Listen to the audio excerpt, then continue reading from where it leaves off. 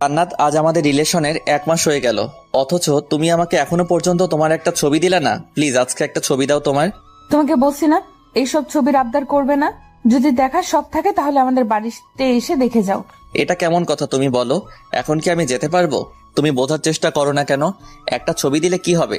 তোমাকে বলছি না, যদি দেখতে চাও তাহলে আমার বাড়িতে আসো। আমার এসব জোরে জোরে ভালো লাগে না। তোমার বাড়িতে কিভাবে যাব? আমি কিছু জানি না। আচ্ছা, তোমার জানতে হবে না। দেখি, যেদিন যেতে পারবো সেদিনই তোমাকে দেখবো। এই তো ছেলের মতো কথা। হইছে, আর বলতে হবে না। ঠিক আছে, বললাম না। ওই বাবু, এখন বাই। মা আসছে, পরে কথা হবে। তাই বলে ফোনটা রেখে চলে গেল। এখন আসেন, আমাদের পরিচয়টা জেনে নিন। আমি হৃদয়, এবার অনার্স 2য় বর্ষের ছাত্র। আর যে মেয়েটির সাথে কথা বললাম তার নাম জান্নাত। আমি ঢাকায় থেকে লেখাপড়া করি। আর জান্নাতের বাড়ি সিরাজগঞ্জ। জান্নাত এবার ইন্টার ফার্স্ট ইয়ারে পড়ে। আমাদের প্রথম পরিচয় ফেসবুকে। আস্তে আস্তে কথা বলতে বলতে দুজন দুজনের খুব ভালো বন্ধু হয়ে যায়। কিন্তু কখন যে আমি অজান্তেই তাকে ভালোবেসে ফেলি আমি নিজেও জানি না। তাকে কোনোদিন দেখি নাই, কিন্তু আমার মনের ঘরে তাকে নিয়ে একটি স্বপ্ন বেঁধেছি। ওর কাছে যতদিন ছবি চাইছি ততদিন আমাকে নিষেধ করছে। আপনারা দেখলেন তো এখন কি বলল। হৃদয়, একটু এদিকে আয় তো। পরিচয়টা তো দিয়ে দিলাম, এখন মা ডাকছে, বাকিটা আপনারা পড়ে নিন। হ্যাঁ মা, বলো কি হয়েছে। ঘরটা এমন অবহেলা করে রেখেছিস কেন? নিজের ঘরটা গুছিয়ে রাখতে পারিস না? ওহো মা, তুমি জানো আমি একটু অগোছালো, তবু প্রতিদিন একই কথা কেন বলো? 2 দিন পরে বউ যখন ঘরে আসবে তখন কি করবি? হ্যাঁ মা, তুমি যে কি বলো না, তখন তো তোমার বৌমাই এসব করবে। হইছে, আর বলতে হবে না। তাড়াতাড়ি রেডি হয়ে নাস্তার টেবিলে আয়। নাস্তা রেডি আছে, খেয়ে ভার্সিটিতে যা। ঠিক আছে মা। তারপর আমি রেডি হয়ে নাস্তা করে ভার্সিটিতে যাই। ভার্সিটিতে আমার বেস্ট ফ্রেন্ড হচ্ছে ইব্রাহিম। সে ইন্টার থেকে আমরা দুজনে একসাথে লেখাপড়া করছি। দুজন দুজনের বেস্ট ফ্রেন্ড, কখনো আমাদের মধ্যে ঝগড়া হয় না। ভার্সিটিতে যেতেই দেখলাম ইব্রাহিম বট গাছের নিচে বসে আছে। কিরে, কখন আসলি? এই তো দোস্ত, 5 মিনিট হলো। আজ দেখছি তোর মন খারাপ, ব্যাপার কি? কিছু হয়েছে নাকি? আরে না রে দোস্ত, কিছু হয়নি। তো তুই একা বসে কেন? আর সবাই আসেনি? সবাই এসেছে। সবাই যে যার ক্লাসে চলে গেছে। আমি তোর জন্য অপেক্ষা করছি এখানে। তো তুই তোর ক্লাসটা মিস করলি? আরে একদিন ক্লাস না করলে কিছু হয় না, বুঝলি? পরের ক্লাস কয়টায়? 10:40-এ। আচ্ছা ঠিক আছে, তাহলে ততক্ষণ একটু আড্ডা দেই। হ্যাঁ, তাই তো বলবি। মহারাজ দেরি করে আসবেন আর ক্লাস মিস হবে, আড্ডা দিতে হবে। দোস্ত, কাল থেকে আর লেট হবে না, প্রমিস। তুই তো প্রতিনিয়ত প্রমিস করিস, একদিনও কি তা রাখতে পারছিস বল? সরি দোস্ত, আর হবে না। ঠিক আছে। তারপর বসে দুজনে আড্ডা দেই। 10টা 20-এ সবার ক্লাস শেষ হয় আর সবাই বট গাছ তলা চলে আসে। তারপর সবাই মিলে আড্ডা দেই। এই সুমন, তোর বাবার কি অবস্থা এখন? সুমনের বাবা হার্টের রোগী, হাসপাতালে ভর্তি আছে। সুমনের কোনো বড় ভাই নেই, তাই খুব কষ্ট করে লেখাপড়া করে আর বাবা মাকে দেখাশোনা করে, যার কারণে আমরা সবাই সুমনকে একটু বেশি ভালোবাসি। ওই আগের মতোই রে। আচ্ছা, ডাক্তার কি বলছে? ডাক্তার বলছে সময় লাগবে, কিন্তু নিশ্চয়তা নেই। মন খারাপ করিস না দোস্ত, সবকিছু ঠিক হয়ে যাবে। দোয়া করিস দোস্ত। আমরা তো সবসময় দোয়া করি। আর তোর মা বাবা তো আমাদের মা বাবার মতোই, তাই না? হ্যাঁ অবশ্যই। তাহলে এমন কথা বললি কেন? সরি দোস্ত, ভুল হয়ে গেছে, আর বলবো না। ঠিক আছে। আচ্ছা মিলি, আজকে মেকআপ করিস নাই নাকি? তুই আবার আমার মেকআপ নিয়ে কথা বলছিস? আচ্ছা হৃদয়, মিলির পিছে তোর না লাগলে কি পেটের ভাত হজম হয় না নাকি? একদম ঠিক বলছিস।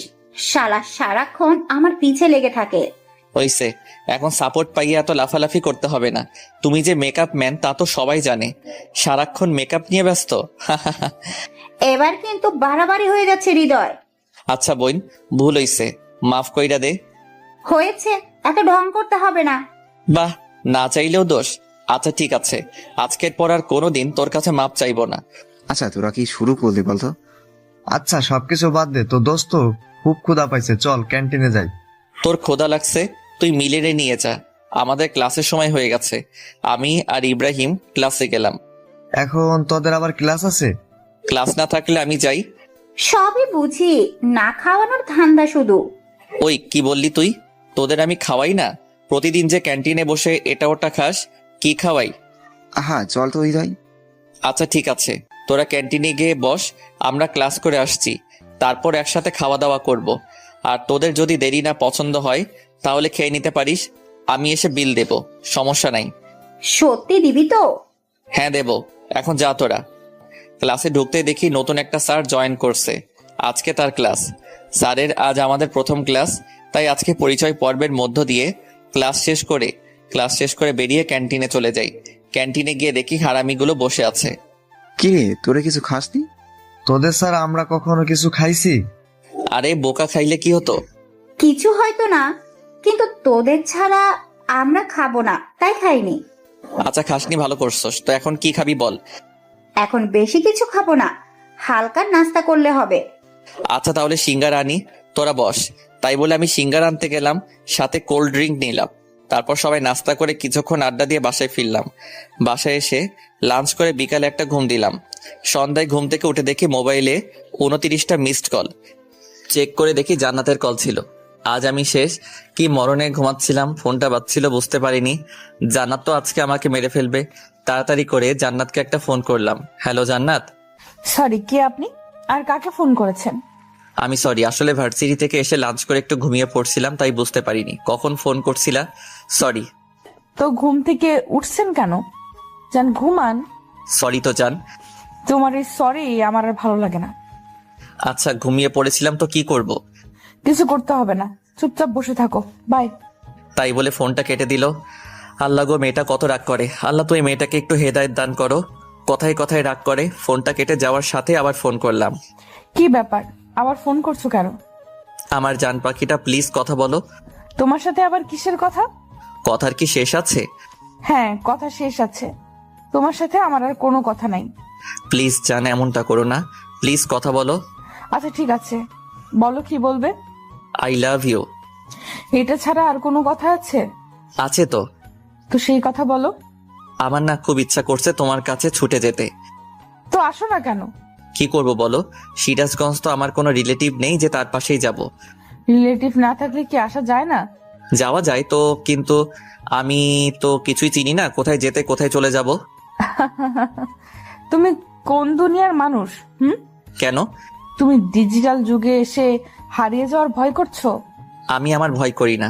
যদি তুমি কোনো কারণে হারিয়ে যাও সেদিন আমার মরণ ছাড়া কিছু হবে না। হইছে, এখন আর ইমোশনাল হতে হবে না। তারপর জান্নাতের সাথে অনেকক্ষণ কথা বলে ফোনটা রেখে একটু ছাদে যাই। আমাদের ছাদে একটি দোলনা আছে, তো ছাদে গিয়ে দোলনায় বসে দোল খাচ্ছিলাম। এমন সময় সুমনের ফোন আসলো। হ্যালো হৃদয়, তুই কোথায়? কিরে, কি হয়েছে?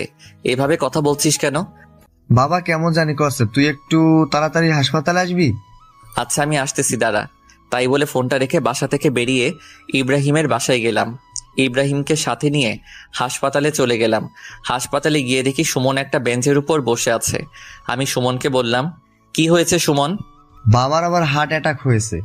কি বলিস? এখন আঙ্কেল কই? ডাক্তার অপারেশন করছে। আচ্ছা তুই কোনো চিন্তা করিস না, সবকিছু ঠিক হয়ে যাবে। তোরা তো জানিস আমি বাবার জন্য কত কিছু করছি, বাবার এমন হলে আমি আর মা থাকবো কিভাবে? আরে কিছু হবে না আঙ্কেলের। আমি সুমনকে সান্ত্বনা দিতে লাগলাম। সান্ত্বনা দিতে দিতে দেখি ডাক্তার অপারেশন শেষে বাহিরে আসলো।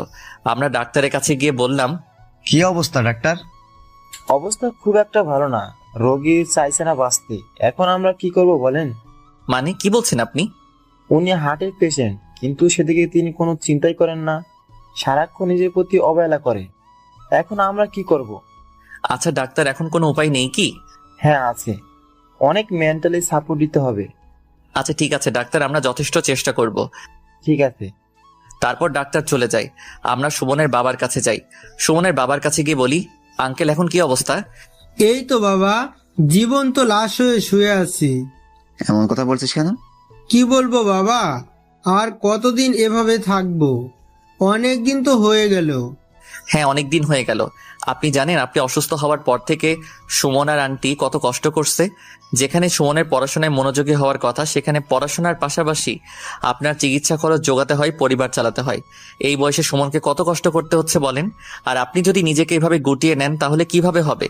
আপনার ছেলের দিকেও তো দেখতে হবে নাকি? আপনার ছেলের দুঃখটা কি একটু বোঝার চেষ্টা করবেন না? একটু সুস্থ হয়ে ওঠেন, সবাইকে ভালো রাখতে হবে তো। ঠিক বলছো বাবা, আমি একটা অপদার্থ বাবা। যেখানে বাবাকে সব দায়িত্ব পালন করতে হবে, সেখানে আমার ছেলে আমার দায়িত্ব পালন করছে। তাহলে বুঝেন এখন আপনাকে যত তাড়াতাড়ি সম্ভব সুস্থ হয়ে উঠতে হবে। আর কোনো চিন্তা করবেন না, আমরা আছি তো, সবসময় হাসি খুশি থাকার চেষ্টা করবেন। ঠিক আছে বাবা, তোমাদের অনেক কষ্ট দিলাম। আমাদের কোনো কষ্ট নেই, তুমি তাড়াতাড়ি সুস্থ হয়ে উঠো। আমাকে সুস্থ হতেই হবে। এই তো আঙ্কেল, এখন বুঝতে পেরেছেন। তারপর কিছুক্ষণ আঙ্কেলের সাথে কথা বলার পর সুমনকে বুঝিয়ে রেখে আমি আর ইব্রাহিম চলে আসি। বাসায় এসে ঘুমিয়ে পড়ি। পরের দিন ঘুম থেকে উঠে ফ্রেশ হয়ে নাস্তা করে একটু আড্ডা দিতে বেরিয়ে পড়ি। আজ ভার্সিটিতে ক্লাস নেই, তাই ভার্সিটিতে যাওয়া হলো না। আমাদের একটা আড্ডাখানা আছে, সেখানে যেদিন ভার্সিটি সবাই আড্ডা দেই, আজকেও তার বিকল্প নেই। সবাই এসে পড়েছে, সবাই বসে আড্ডা দিচ্ছি। হঠাৎ এমন সময় ইব্রাহিমের ফোনে একটা কল আসে। ইব্রাহিম, তোমার ছোট চাচার বিয়ে ঠিক হয়েছে। আগামীকাল আমাদেরকে গ্রামের বাড়ি যেতে হবে। কি বলছো বাবা, সত্যি? হ্যাঁ, সত্যি। আমার অনেক মজা হচ্ছে। দাঁড়াও বাবা, আমি তাড়াতাড়ি বাসায় আসছি। আচ্ছা, ঠিক আছে। ইব্রাহিম ফোনটা রাখা মাত্রই আমি ইব্রাহিমকে বললাম, কি রে, কি হয়েছে, এত খুশি কেন? আর বলিস না, আমার ছোট চাচার বিয়ে ঠিক হয়ে গেছে। কাল সকাল সকাল আমাদের গ্রামের বাড়ি যেতে হবে। গ্রামের বাড়ি? তোর আবার গ্রামের বাড়ি আছে নাকি? হ্যাঁ রে, তোকে এর আগে বলা হয়নি, কারণ আমি ছোটবেলা থেকেই ঢাকায় বড় হয়েছি। গ্রামে দু একবার গিয়েছিলাম। তোদের গ্রামের বাড়ি কই? সিরাজগঞ্জ। কি শালা, তোর বাড়ি সিরাজগঞ্জ? আমাকে বলবি না? কেন রে, কি হয়েছে? শালা, আমার সিরাজগঞ্জ একটা কাজ আছে, আমার কোনো রিলেটিভ থাকে না, তাই যাইতে পারতেছি না। আর তোর গ্রামের বাড়ি ওখানে, আমাকে আগে বলবি না? সিরাজগঞ্জ তোর আবার কি কাজ আছে? তোকে বলা যাবে না, একটু সিক্রেট। অনেকদিন ধরেই যাবো বলছি, কিন্তু যাওয়া হচ্ছে না। আচ্ছা, এই তো যখন সিক্রেট, তাহলে একটা কাজ করতে পারিস। কি কাজ?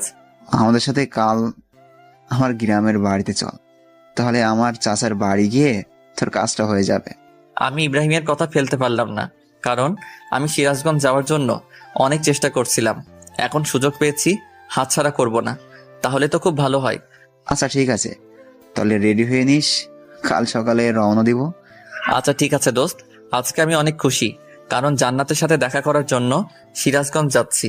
বাসায় গিয়ে জান্নাতকে ফোন দিলাম, হ্যালো জান্নাত, এবার তুমি পালাবে কোথায়? এবার তোমাকে দেখেই ছাড়বো। মানে কি বলছো তুমি? আগামীকাল আমি সিরাজগঞ্জ যাচ্ছি। সত্যি আগামীকাল তুমি আমার সাথে দেখা করার জন্য সিরাজগঞ্জ আসছো? হ্যাঁ জান, সত্যি। শুধু একদিনের জন্য না, বেশ কিছুদিন থাকবো। বাহ, তাহলে তো খুব খুশির সংবাদ। কিন্তু কোথায় আসবে, কার বাসায় আসবে? আমার বেস্ট ফ্রেন্ডের বাড়িতে। তোমার আবার বেস্ট ফ্রেন্ড সিরাজগঞ্জে কিভাবে হলো? আরে বলো না, আমার বেস্ট ফ্রেন্ডের গ্রামের বাড়ি সিরাজগঞ্জ। আমি জানতামই না, আজকে জানলাম, তাই আর দেরি করছি না, আগামীকাল চলে যাব। আচ্ছা ঠিক আছে, দেখে শুনে এসো। ওকে জান। এভাবেই জান্নাতের সাথে অনেকক্ষণ কথা বললাম। তারপর মা বাবাকে জানালাম আগামীকাল সিরাজগঞ্জ যাব ইব্রাহিমের চাচার বিয়েতে। মা বাবা রাজি হয়ে যায়, কারণ তারা জানে ইব্রাহিম আমার বেস্ট ফ্রেন্ড। রাত্রে আমার সব কাপড় চোপড় গুছিয়ে নিলাম। পরের দিন সকালে আমি, ইব্রাহিম আর ওর মা বাবা সবাই সিরাজগঞ্জের উদ্দেশ্যে রওনা দিলাম। দীর্ঘ 5 ঘন্টা যাত্রা করার পর আমরা বাসায় পৌঁছালে ইব্রাহিমের গ্রামের বাড়িতে যেয়ে বাড়ির কলিং বেল বাজাতেই হুট করে কি যেন আমার মাথায় একটা লাঠি দিয়ে বাড়ি দিল। আমি কিছু বুঝে ওঠার আগেই একটা মেয়ে সামনে থেকে দৌড়ে পালালো। পাশে থেকে ইব্রাহিম বলল, কিছু মনে করিস না দোস্ত, এটা আমার পাগলি ছোট বোন। আমি অনেকদিন ধরে গ্রামে আসি না, তাই আমাকে মারার জন্য এসেছিল, কিন্তু ভুল করে তোকেই মেরে ফেলেছে। তোর আবার বোন আছে? হ্যাঁ রে, ও তো ছোটবেলা থেকে গ্রামেই থাকে। গ্রাম ছেড়ে নাকি ওকে যেতে মন চায় না। বাহ, ভালো তো। আচ্ছা, আমরা কি গেটে দাঁড়িয়ে কথা বলবো না ভিতরে যাব? হ্যাঁ বাবা, ভিতরে চলো। তারপর আমরা বাসার ভিতরে যাই। ভিতরে গিয়ে দেখি মেয়েটি বসে আছে। আঙ্কেল আন্টি সবাই যে যার রুমে গেল। ইব্রাহিম তার ছোট বোনকে বলে, মিম, এটা আমার বেস্ট ফ্রেন্ড হৃদয়, ওকে একটা রুমে জায়গা করে দে, আমাদের সাথেই থাকবে কিন্তু। ঠিক আছে ভাইয়া। আমি মেয়েটার দিকে হা করে তাকিয়ে আছি। সত্যি মেয়েটা দেখতে অসম্ভব সুন্দর, কিন্তু বেশিক্ষণ তাকিয়ে থাকতে পারলাম না, কারণ সে আমার বেস্ট ফ্রেন্ডের ছোট বোন আর আমি অন্য একজনকে ভালোবাসি। যাই হোক, তারপর আমাকে একটি রুমে নিয়ে গেল আর বলল, এটা আপনার থাকার রুম, যান ফ্রেশ হয়ে একটু রেস্ট নেন। তোমাকে ধন্যবাদ। মেয়েটা ওয়েলকাম জানিয়ে চলে গেল। হঠাৎই আমার ফোনে কল বেজে উঠল। জান্নাত ফোন করেছে। তাহলে তুমি সিরাজগঞ্জে এসেই গেলে? তুমি কিভাবে জানলে? এখন থেকে তোমার প্রত্যেকটি কদমই আমি দেখতে পাবো। মানে কিভাবে? সেটা তো তোমাকে বলা যাবে না। আচ্ছা, তুমি এখন লাল শার্ট পরে আছো না? তুমি এগুলো কিভাবে বলছো? সব জানতে পারবে। এখন থেকে তুমি আমার নজরে নজরে থাকবে। তুমি কখন কি করছো সবকিছুই আমি জানতে পারবো। আমি কিছুতেই বুঝতে পারছি না জান্নাত এগুলো কিভাবে জানে। আচ্ছা জান্নাত, তুমি কি আমাকে একটু খুলে বলবে? সময় হোক সবকিছু জানতে পারবে। এটা আবার কেমন কথা? আমার সাথে লুকোচুরি খেলছো? যা মনে করবে তাই। তোমার জন্য এত কষ্ট করে আমি সিরাজগঞ্জে আসলাম, আর তুমি? উফ, এত কথা বলো না তো। এখন ফোন রাখলাম, পরে কথা হবে, বাই। এটা বলে জান্নাত ফোনটা রেখে দিল। বিছানার উপর বসে ভাবছি, জান্নাত আমার উপস্থিতি বুঝলা কিভাবে, আর জানলেই বা কিভাবে? আমি কি পোশাক পরে আছি? না, ঘটনাটা কেমন জানি এলোমেলো লাগছে। এগুলো ভাবতে ভাবতে গিয়ে ফ্রেশ হয়ে নিলাম। ফ্রেশ হয়ে একটু রেস্ট নিলাম। অনেকক্ষণ পর ইব্রাহিম আমার রুমে এসে আমাকে ডেকে বলল, হৃদয়, তুই তো কখনো গ্রামে আসিসনি, আর আমিও অনেকদিন ধরে গ্রামে আসিনি, তাই চল বাইরে থেকে একটু ঘুরে আসি। আচ্ছা ঠিক আছে চল। আমি আর ইব্রাহিম বাড়ি থেকে বের হতে যাব, এমন সময় মিম সামনে এসে দাঁড়িয়ে বলল, ভাইয়া কোথায় যাচ্ছিস? এই তো একটু বাইরে ঘুরতে যাব। কেন? তুই তো অনেকদিন যাবত গ্রামে আসিস না। গ্রামের রাস্তাঘাট কি তোর মনে পড়ে? তাই তো, আমার তো এই কথা একদমই মনে ছিল না। আচ্ছা, যাওয়ার সময় সুজনকে সাথে নিয়ে যাস। আচ্ছা ঠিক আছে। সুজল ইব্রাহিমের বড় চাচার ছেলে, কিন্তু বয়সে আমাদের ছোট। সুজনকে নিয়ে গ্রামে ঘুরছি। সত্যি গ্রামের দৃশ্য অনেক সুন্দর। আশেপাশে ক্ষেত খামার, আর তার মাঝখান দিয়ে রাস্তা। খুব মজা হচ্ছিল। চারপাশে পাখির কিচিরমিচির শব্দ। সত্যি শহরের সাথে গ্রামের কখনো তুলনা হয় না। ঘুরতে ঘুরতে হঠাৎ জান্নাতের একটা SMS আমার ফোনে আসলো। বাহিরে ঘুরোস ঠিক আছে, কিন্তু এলাকার অন্য কোনো মেয়েদের দিকে তাকালে কিন্তু চোখ তুলে ফেলবো।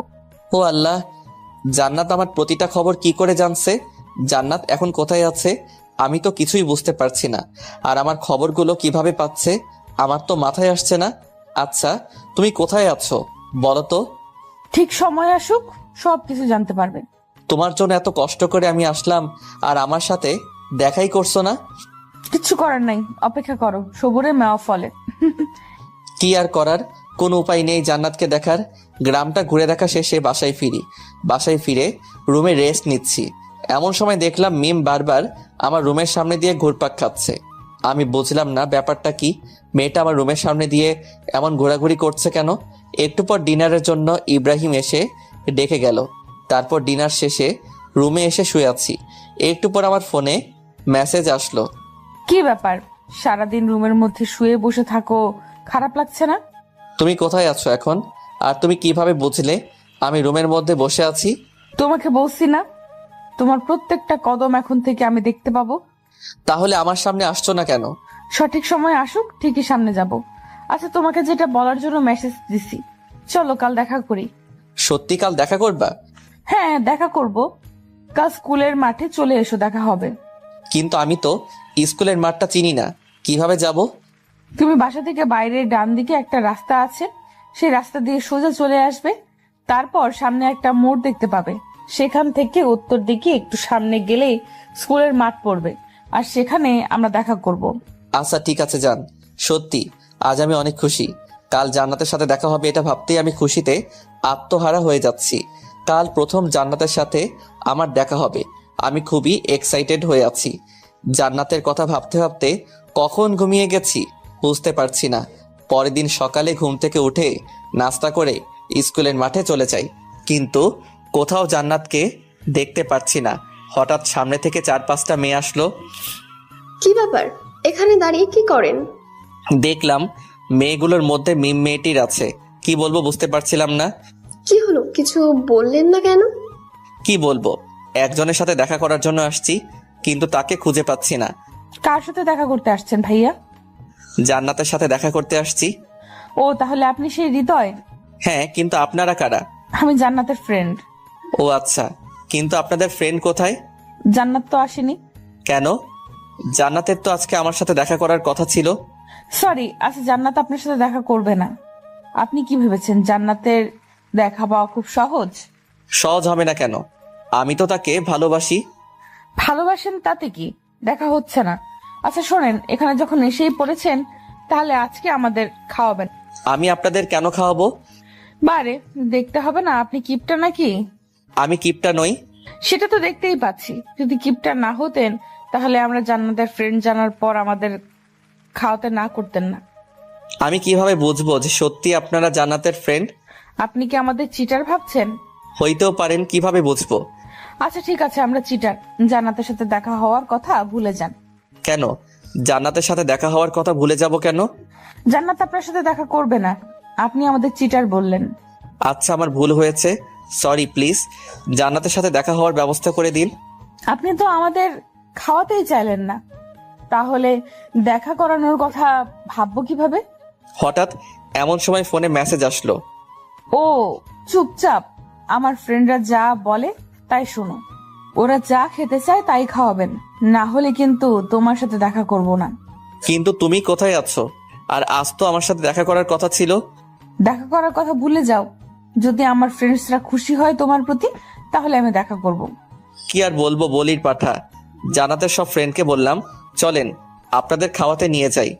কিন্তু আমরা তো চিটার, তাহলে আমাদের খাওয়াবেন কেন? প্লিজ বোন, মাফ চাই। প্লিজ চলেন, তারপর সবাইকে নিয়ে রেস্টুরেন্টে যাই এবং সবাইকে ইচ্ছে মতো খাওয়াই। একেবারে বিল এসেছে 1850 টাকা। পকেট অর্ধেক ফাঁকা করে ফেললো শুধু একবারই। আল্লাহ জানে আমার পকেট থেকে আর কত খসবে। হোটেলের বিল দেব শেষে। জান্নাতের ফ্রেন্ডদের বললাম এখন তো জান্নাতের সাথে দেখা করার ব্যবস্থা করে দেবেন প্লিজ। আচ্ছা ভেবে দেখি, যদি মনে হয় আপনার সাথে জান্নাতে দেখা করানো যাবে তাহলে দেখা করাবো। এটা কেমন কথা? হ্যাঁ এটাই কথা। আর হ্যাঁ, আমার ভাইয়া যেন আজকের ব্যাপারে কোনো কিছু না জানে। আচ্ছা ঠিক আছে। একে তো পকেট থেকে এতগুলো টাকা খসালো, আবার জান্নাতের সাথে দেখা করার ব্যবস্থাও করে দিল না। কেমনটা লাগে আপনারাই বলেন তো। দুঃখ ভরা মন নিয়ে বাসায় ফিরলাম। বাসায় ফিরে ফ্রেশ হয়ে ছাদে যাই। ছাদে গিয়ে বসে আছি, কিছু ভালো লাগছে না। বারে বারে জান্নাতের কথা মনে পড়ছে। জান্নাতের সাথে খুব দেখা করতে ইচ্ছে করছে, কিন্তু পারছি না। এমন সময় মিম ছাদে চলে আসে আর আমাকে বলে, কি ব্যাপার দুলা ভাই, ছাদে একা একা কি করেন? তুমি আমার সব খবর জান্নাতকে বলো, তাই না? সেটা জেনে আপনি কি করবেন? জানি তুমি জান্নাতকে আমার সকল খবর বলো। তুমি ছাড়া বলার মতো এই বাসায় আর কেউ নেই। হ্যাঁ আমি বলি তো, কি হয়েছে? মিম প্লিজ জান্নাতের সাথে একবার দেখা করার ব্যবস্থা করে দাও না। সরি, আমি পারবো না। এটা বলে মিম আমাকে ভেঙচি কেটে নিচে চলে যায়। কি বলবো কিছু বুঝি না। সবাই আমার সাথে প্রতারণা শুরু করে দিয়েছে। কার জন্য এই সিরাজগঞ্জে আসলাম, তার সাথে আমার দেখা হচ্ছে না। বিয়ের এখনো 3 দিন বাকি, আর তাই সবাই প্ল্যান করে যমুনা নদীতে ঘুরতে যাবে। ইব্রাহিমের বাড়ি থেকে যমুনা নদী বেশি দূর না, তাই প্ল্যান অনুযায়ী পরের দিন সকালে যমুনা নদীতে ঘোরার জন্য বেরিয়ে পড়ি।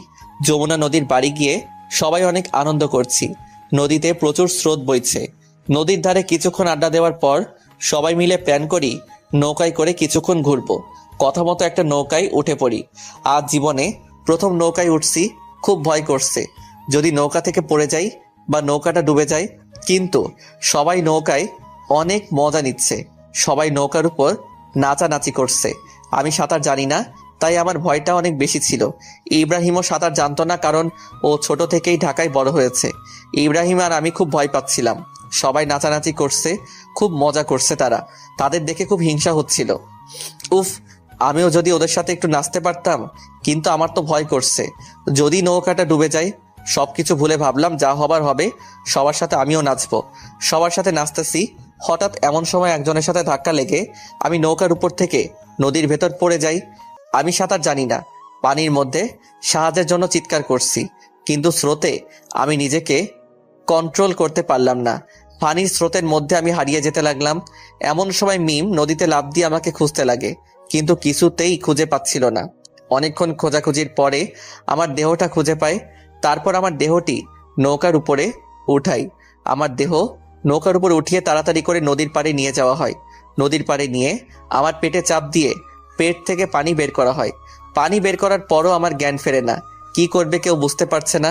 এমন সময় মিম আমার মুখটা একটু ফাঁকা করে মিমের মুখ আমার মুখে বসিয়ে ফু দিতে শুরু করে। সবাই চেয়ে চেয়ে মিমের কাণ্ড দেখে হা করে তাকিয়ে আছে। কিছুক্ষণ ফু দেওয়ার পরে আমি লাফ দিয়ে উঠি। তারপর আমাকে নিয়ে হাসপাতালে যাওয়া হয়। ডাক্তার আমার চিকিৎসা করে আর বলে, রোগীর ঠিক মতো যত্ন নিতে হবে, না হলে ভবিষ্যতে কোনো বড় সমস্যা হতে পারে। ঠিক আছে ডাক্তার, আমরা ওর ঠিকভাবে যত্ন নেব। তারপর আমাকে হাসপাতাল থেকে বাসায় নিয়ে আসা হয়। বাসায় নিয়ে আসার পর আমার যত্ন নেওয়া হবে খুব ভালোভাবে। বিশেষ করে মিম আমার খুব যত্ন নেয়। জান্নাত আমার কাছে ফোন করে খুব কান্না করত আমার এমন অবস্থা দেখে। আমি পাগলিটাকে সান্ত্বনা দেওয়া ছাড়া কিছুই করতে পারতাম না। মিম আমার কাছে এসে বারে বারে মাপ চাইতো আর বলতো, সত্যি আমি জানতাম না আপনি সাঁতার জানেন না। আমি তো মজা করে আপনাকে ধাক্কা দিছিলাম, কিন্তু আপনার এমন অবস্থা হবে আমি বুঝতে পারিনি। আমাকে মাফ করে দিবেন প্লিজ। আরে বোকা, সমস্যা নাই, তুমি তো না বুঝেও করেছো।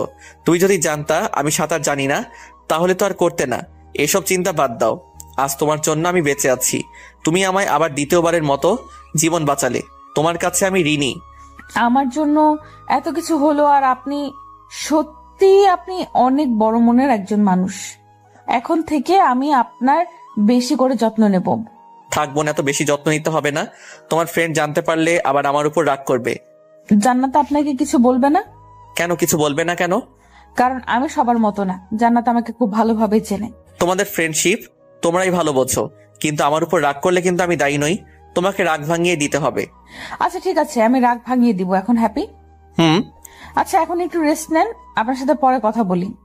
এরপর থেকে মেয়েটি আমার খুব যত্ন নেওয়া শুরু করে। আজ ইব্রাহিমের চাচার গায়ে হলুদ। আমিও প্রায় সুস্থ হয়ে গেছি, শুধুমাত্র মিমের যত্ন নেওয়ার জন্য। গায়ে হলুদের অর্ধেক দায়িত্ব আমার ও ইব্রাহিমের উপর। আমাকে আর ইব্রাহিমকে বিয়ের দায়িত্ব পালন করতে হচ্ছে। গায়ে হলুদের প্যান্ডেল সাজানো, বাড়িতে সুন্দরভাবে ডেকোরেশন করা, লোকজনের খাওয়া দাওয়ার ব্যবস্থা করা, সবকিছুই ছিল আমার ও ইব্রাহিমের উপর দায়িত্ব। গায়ে হলুদের জন্য প্যান্ডেল সাজাচ্ছি আর বাড়িতে ডেকোরেশন দিয়ে সাজাচ্ছি। বিকেল বেলা গায়ে হলুদের অনুষ্ঠানে মেয়ে পক্ষরা চলে আসে। হলুদ মাখাতে অনেক মেয়ে আছে, তার মধ্যে একটি মেয়ে দেখতে অনেক সুন্দর ছিল। আমাকে দেখে বারবার আসে, পাশে ঘুরতে লাগে। এমনটা দেখে মিম খুব ক্ষিপ্ত হতো। আমি কিছুতেই বুঝতাম না মিম আমার উপর ক্ষিপ্ত কেন। মিম আমাকে বারে বারে বলতো, আজ গায়ে হলুদ, অনেক মেয়ে আসছে। যদি কোনো মেয়ের সাথে উল্টাপাল্টা কিছু করতে চান তাহলে কিন্তু আপনার খবর আছে। তোমার ফ্রেন্ড তো আমার সামনে আসে না, তাহলে আমি যদি অন্য কারোর সাথে কিছু করি অসুবিধা কি? কি বললেন? আপনার সাহস তো কম না। অন্য কোনো মেয়ের দিকে চোখ তুলে তাকালে আপনার চোখ দুটো উঠে মার্বেল খেলবো। আচ্ছা, আমি যদি অন্য কোনো মেয়ের দিকে তাকাই তাহলে তোমার কি? ইয়ে এ একদম বেশি বেশি করার চেষ্টা করবেন না। আমি কিন্তু জান্নাতকে সবকিছু বলে দিব। শুধু একবার বলে দেখো, তোমার অবস্থা খারাপ করে দিব। কি করবেন শুনি? আমি কি করব আমি নিজেও জানি না। প্লিজ বোন, জান্নাতকে কিছু বলো না। আমি তো জান্নাতকে বলে দিব, দেখি আপনি কি করেন। প্লিজ, আমি তোমার কাছে হাত জোড় করছি, প্লিজ জান্নাতকে কিছু বলবে না। আচ্ছা ঠিক আছে। দেখতে দেখতে গায়ে হলুদ শেষ হলো। রাত্রে জান্নাতের সাথে ফোনে কথা বলছি। তুমি গায়ে হলুদের সময় মেয়েদের দিকে তাকিয়েছিলে কেন? কোন মেয়ের দিকে তাকাইলাম? আর তোমাকে কে বললো এটা? যে বলার সে বলছে। তুমি বলো, অন্য মেয়েদের দিকে তাকাইছো কেন? সত্যি আমি তাকাইনি, ওই মেয়েটা আমার দিকে তাকিয়েছিল। না, তুমি ওই মেয়ের দিকে তাকিয়েছিলে, আমি জানি। সব ছেড়ে একই রকম। ওই জান্নাত, সত্যি আমি অন্য কোনো মেয়ের দিকে তাকাইনি। আমি শুধু তোমাকেই ভালোবাসি। তোমাকে ছাড়া অন্য কোনো মেয়ের কথা ভাবতেও পারি না। তুমি সব মিথ্যা কথা বলছো, আমি জানি সবকিছু। আর তাই আজকের পর থেকে তুমি আর আমার সাথে কোনো কথা বলবে না। কথা বলতে বলতে ভালো লাগছিল না, তাই ছাদে যাওয়ার জন্য রুম থেকে বেরিয়ে হাঁটতে থাকি। সিঁড়ির সামনে মিমের রুম। ফোনে কথা বলতে বলতে চলে যাচ্ছি, এমন সময় খেয়াল করলাম আমার ফোনে যে ভয়েস যা আসছে তা মিমের রুম থেকেও আসছে। আমি বুঝতে পারছিলাম না। তারপর সবকিছু ভালোভাবে দেখে বুঝলাম যে মিমি আমার সেই জান্নাত।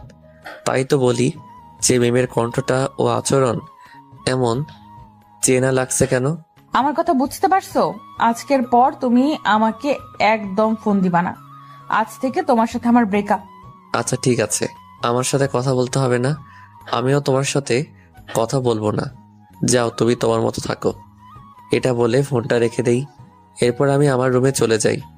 একটু পর মেয়েরা আমার রুমে দৌড়ে আসে, আমাকে বলতে লাগলো, ওই আপনি আমার ফ্রেন্ডকে কি বলেন? হ্যাঁ, জান্নাত কান্না করছে কেন? ওর সাথে কথা বলবো না তাই। এই আপনার ভালোবাসা? ছি, যার জন্য আপনি ঢাকা থেকে সিরাজগঞ্জ আসলেন তার সাথে কথা বলা বন্ধ করছেন? আপনার কখনো ভালো হবে না। মিম এইসব কথা বলে যাচ্ছিল, এমন সময় আমি মিমকে জড়িয়ে ধরি। এই কি করছেন আপনি? আপনি আমাকে জড়িয়ে ধরেছেন কেন? তাই তো, আমি তোমাকে জড়িয়ে ধরেছি কেন? আচ্ছা 1 মিনিট দাঁড়াও, আমি জান্নাতকে ফোন করে একটু বলে নেই যে আমি তোমাকে কেন জড়িয়ে ধরেছি। এটা জান্নাতকে বলার কি আছে? তুমি এমন তোতলাচ্ছ কেন? কই তোতলাচ্ছি না তো, এমনিতেই। আচ্ছা তাহলে আমি জান্নাতকে একটা ফোন দেই। জান্নাতকে কেন ফোন দিবেন? কারণ তুমি আমার জান্নাত, তাই। আমি আপনার জান্নাত হতে যাব কেন? ও আচ্ছা, তাই না? হ্যাঁ তাই তো, আমি তো মিম, আপনার ফ্রেন্ডের ছোট বোন। আচ্ছা এখনই প্রমাণ হয়ে যাবে। 1 মিনিট ওয়েট, আমি জানতে একটা ফোন দেই। এটা বলে জান্নাতের নাম্বারে ফোন দিলাম আর মিমের ফোনটা বেজে উঠলো। আপনার মোবাইল বাজছে কেন? মোবাইলটা একটু দেখি। কে ফোন করেছে আপনাকে দেখি? না মানে কেউ ফোন করেনি, আপনাকে দেখতে হবে না। আমি তো দেখেই ছাড়বো। মোবাইলটা দাও বলছি। না, আমি কিছুতেই মোবাইল দেব না, এটা আমার পার্সোনাল ফোন, আপনাকে কেন দিব? আমি কিছু জানি না, আমি নেব। মিমের সাথে জোরাজোরি করতে করতে আমি বিছানার উপর পড়ে যাই আর মিম আমার বুকের উপর পড়ে যায়। দুজন দুজনের খুব কাছে চলে এসেছি। দুজনে দুজনের নিঃশ্বাস অনুভব করতে পারছি। আমার কাছে কেন তুই পরিচয় গোপন করলে বলো? তোমাকে পরীক্ষা করতে চেয়েছিলাম। তো তোমার পরীক্ষা কি শেষ হয়নি? হয়েছে। তাহলে এখন স্বীকার করলে তো তুই আমার জান্নাত? এখন আর স্বীকার না করে উপায় আছে? তাহলে এখন ছোট্ট করে একটা মিষ্টি দাও। কেন মিষ্টি দেবো কেন? বারে, আমার সাথে এতদিন অভিনয় করলে, আমাকে এত কষ্ট দিলে, তার বিনিময়ে এখন আমাকে মিষ্টি দিবে না? না, দেব না। তুমি ভাবতেও পারোনি কিভাবে ধরা পড়ে যাবে, তাই না? আচ্ছা তুমি কিভাবে বুঝলে যে আমি জান্নাত? ওইটা সিক্রেট, বলা যাবে না। এই যে বলো বলছি। না, বলবো না। তুমি বলবে না? আচ্ছা তুমি এমন করতেছো কেন? আমি যেভাবেই হোক জানতে পারছি, তোমাকে সেটা জানতে হবে কেন? না, আমি শুনবো, তুমি বলো। আচ্ছা বলতেছি। যখন তোমার সাথে কথা বলছিলাম, তখন কথা বলতে বলতে ছাদে যাওয়ার জন্য রুম থেকে বেরিয়েছিলাম, আর তখন দেখলাম তোমার রুম থেকে সাউন্ড আসতেছে। তখনই বুঝতে পেরে গেছি। ওহো, তুমি তো তাহলে ভালো না, তোমার আড়ি পাতার অভ্যাস আছে। তোমাকে ধরার জন্যই তো আমাকে আড়ি পাততে হয়েছে। কতদিন হলো এসেছি, তুমি দেখাই দিলে না। যাও, তোমার সাথে কোনো কথা নেই। তাই বলে মুখ ঘুরিয়ে দাঁড়িয়ে আছো। আমি ওকে ঘুরিয়ে আমার সামনে নিয়ে এসে বললাম, এই পাগলি, আজ প্রথম তোমার সাথে আমার সামনাসামনি পরিচয় হলো, আর তুমি এইভাবে মন খারাপ করে দাঁড়িয়ে থাকবে? থাকবোই তো, তোমার কি? এটা শোনার পর আমি জান্নাতকে আমার বুকের মধ্যে টেনে নিলাম। এবার বলো, আর রেগে থাকবে? এইভাবে ভয় নিয়ে ধরেছেন কেন? আমাকে জড়িয়ে ধরার সাহস কি নেই নাকি? আছেই তো, দেখবে? দেখাও দেখি। তাই বলে জান্নাতকে খুব জোরে জড়িয়ে ধরি। দুজনে অন্য এক জগতে হারিয়ে গেছি। অনেকক্ষণ জড়িয়ে ধরে থাকার পর মিম আমাকে ছাড়িয়ে বলল, ওই যান, এখন যাও, আবার কেউ দেখে ফেলবে। আচ্ছা যান। তারপর মিমের রুম থেকে বেরিয়ে আমি আমার রুমে চলে আসি। রাতে ঘুম ধরছিল না, তাই মিমকে ফোন করে ছাদে আসতে বলি। আমিও ছাদে চলে যাই। আমি ছাদে দাঁড়িয়ে আছি। একটু পর মিম ছাদে আসলো। দুজনে ছাদে বসে গল্প করছি। গল্প করতে করতে অনেক রাত হয়ে গেছে। তারপর আমি মিমকে বললাম, আচ্ছা যান, এখন ঘুমাতে হবে, কালকে আবার বিয়ে, অনেক কাজ আছে। তাই তো। আচ্ছা চলো এখন যাই। তাই বলে আমরা দুজনে ছাদ থেকে নেমে রুমে চলে আসি। রুমে এসে ঘুমিয়ে পড়ি। সকালবেলা ঘুম থেকে উঠে নাস্তার টেবিলে বসে আছি। আমার সামনের চেয়ারে মিম বসা। খাওয়ার সময় মিম বারে বারে ওর পা দিয়ে আমার পায়ে পাড়া দিচ্ছিল আর হাসছিল। আমিও হাসছিলাম। তার পাগলামিগুলো খুব ভালো লাগে। খাওয়া দাওয়া শেষে ডেকোরেশনের কাজে লেগে পড়ি। প্রথমে পুরো বাড়িটা সুন্দরভাবে ডেকোরেশন করে সাজাই। দুপুরবেলা গোসল করে সবাই বিয়েতে যাওয়ার জন্য রেডি হই। মিম আজকে অনেক সুন্দরভাবে সেজেছে। মিমকে দেখে চোখ সরাতে পারছি না। সত্যি মিমকে দেখতে আজ অনেক সুন্দর লাগছে। আমি মিমের কাছে গিয়ে বললাম, ওই এত সুন্দর করে সেজেছে কেন? কেন, দেখতে ভালো লাগছে না? ভালো লাগছে না মানে মনে হচ্ছে আজকে বিয়েটা তোমার আর আমার। কি যে বলো না। সত্যি আজকে তোমাকে দেখতে অনেক সুন্দর লাগছে। তোমার জন্য তো এত সুন্দর করে সেজেছি। আমরা কথা বলছিলাম, এর মধ্যে বরকে রেডি করা হয়। তারপর আমরা কনের বাড়িতে যাওয়া উপলক্ষে রওনা দেই। অনেকক্ষণ যাত্রা করার পর কনের বাড়ির সামনে আমরা কনের বাড়ির সামনে পৌঁছাতেই দেখলাম অনেক সুন্দর করে গেট সাজানো হয়েছে এবং তার সামনে গেটে কনে পক্ষের লোকজন দাঁড়িয়ে আছে। আমরা গাড়ি থেকে নেমে গেটের সামনে দাঁড়াই আর বরকে কনে পক্ষের লোকজনেরা মিষ্টি খাওয়ায় আর তারপর টাকার আবদার করে। দুলাভাই, আমাদের মিষ্টি খাওয়ার জন্য 20,000 টাকা দিতে হবে, না হলে গেট ছাড়ছি না। এটা আবার কেমন কথা? টাকা কি গাছের পাতা নাকি? হ্যাঁ, যে বললে পেয়ে যাবেন। 20,000 টাকা চোখে দেখেছেন কখনো? না ভাইয়া, দেখি নাই, তাই তো আজকে চাইতেছিলাম। যদি গেটের ভিতরে প্রবেশ করতে চান তাহলে টাকা দিতেই হবে। টাকা নেবেন ঠিক আছে, কিন্তু এত বেশি চান কেন? একটু কমাই নেন। কোনো কম নেই, আমরা 15 জন আছি, সবারই তো ভাগ লাগবে নাকি? প্লিজ একটু স্যাক্রিফাইস করেন, একটু ডিসকাউন্ট দেন। কোনো ডিসকাউন্ট দেওয়া যাবে না। আমি চাচার কানে কানে বললাম। চাচা পকেট থেকে 5,000 টাকা বের করে চুপি চুপি ওদের হাতে দিয়ে দেন। আচ্ছা দিচ্ছি। চাচা পকেট থেকে টাকা বের করে ওদের হাতে দেয় আর বলে, কত দিয়েছেন দুলাভাই? দেখেন না কত দেওয়া হয়েছে। এ কি, এখানে তো 5,000 টাকা, মাত্র 5,000 টাকার জন্য এত বড় গেট সাজায়নি। প্লিজ এত বাড়াবাড়ি করবেন না, যা দেওয়া হয়েছে তাই রাইখা দেন। না না, আমরা কোনো কথা শুনবো না। আচ্ছা ঠিক আছে, একটু কমিয়ে দিলাম, 18,000 দেন। পাগল হয়েছেন নাকি আপনারা? আমরা কিছু জানি না, টাকা পেলে তবে গেট ছাড়বো, তাছাড়া গেট ছাড়ছি না। অনেকক্ষণ ধরে তর্কাতর্কি করতে করতে শেষ পর্যন্ত 9,000 টাকা ম্যানেজ করে ফেললাম। উফ কি ডাকাত রে ভাই, শুধু গেট ধরেই 9,000 টাকা নিয়ে নিল। গেট দিয়ে ভেতরে প্রবেশ করে আমরা বসে আছি। একটু পর বিয়ে পড়ানো কাজ শুরু হলো। আলহামদুলিল্লাহ, দেখতে দেখতে বিয়েটা সম্পূর্ণ হয়ে গেল। বিয়ে শেষে খাওয়া দাওয়ার পর্ব শুরু। কনে পক্ষ দেখছি খাওয়া দাওয়ার বিশাল আয়োজন করেছে, অনেক রকম আইটেম করা হয়েছে। সবাই অনেক মজা করে খাওয়া দাওয়া করা হলো। খাওয়া দাওয়া শেষে বোর কনেকে নিয়ে বাড়িতে ফিরি। সারাদিন অনেক ধকল গেছে, তাই বাসায় ফিরেই বোর কনেকে তাদের বাসর ঘরে ঢুকিয়ে আমরা সবাই যে যার রুমে গিয়ে শুয়ে পড়ি। আমি রুমে গিয়ে শুয়ে আছি, কিন্তু ঘুম ধরছে না। কিছুক্ষণ চুপচাপ শুয়ে থাকার পরও ঘুম ধরছিল না। না পেরে জান্নাতকে ফোন করে ছাদে আসতে বললাম। দুজনে ছাদে গিয়ে বসে আছি। আজ তো চাচার বাসর রাত। তো এই বাসরাত নিয়ে মানুষের কত পরিকল্পনা থাকে, তার কোনো শেষ নেই। থাকবেই তো। রাতে দুজন দুজনকে খুব ভালোভাবে জেনে নেয়, বুঝে নেয়, ভালোবাসা আদান প্রদান করে। আমাদের এমন হবে তাই না? যা দুষ্টু। ওই কিছু ভালো লাগছে না, একটা পাপ্পি দাও না। খুব লোভ ধরেছে তাই না? একটুখানি দাও না জান। দিন দিন তোমার চাহিদা কিন্তু বেড়েই যাচ্ছে। কি দেবে না তো? না, দেব না। ওকে, তাই বলে ছাদ থেকে নেমে আসতে ধরলাম। এমন সময় জান্নাত আমার হাত টেনে বুকের মধ্যে জড়িয়ে ধরে আমার ঠোঁটে ঠোঁট লাগিয়ে ভালোবাসার ছোঁয়া এঁকে দিল। ঠিক 5 মিনিট পর ছেড়ে দেয়। উফ, আর একটু হলেই তো মরে যেতাম। নিঃশ্বাসটা থেমে এসেছিল। কি আর লাগবে? না জান, আজকে আর চাই না। আচ্ছা ঠিক আছে, এখন চুপচাপ রুমে গিয়ে ঘুমিয়ে পড়বে। আচ্ছা জান। তারপর সোজা রুমে গিয়ে ঘুমিয়ে পড়ি। পরের দিন ঘুম থেকে উঠে সবাই বর কনের দিকে চেয়ে আছে। সবাই খুব হাসাহাসি করছে আর বলছে, রাত কেমন কাটলো? উফ ভাবি, তুমি না এইসব নিয়ে কেউ জিজ্ঞাসা করে? আয় হায়, আমার দেবত্বের লজ্জায় লাল হয়ে গেছে। চাচা কোনো কথা বলতে পারছে না, লজ্জায় লাল হয়ে গেছে। আর চাচির তো কোনো কথাই নেই।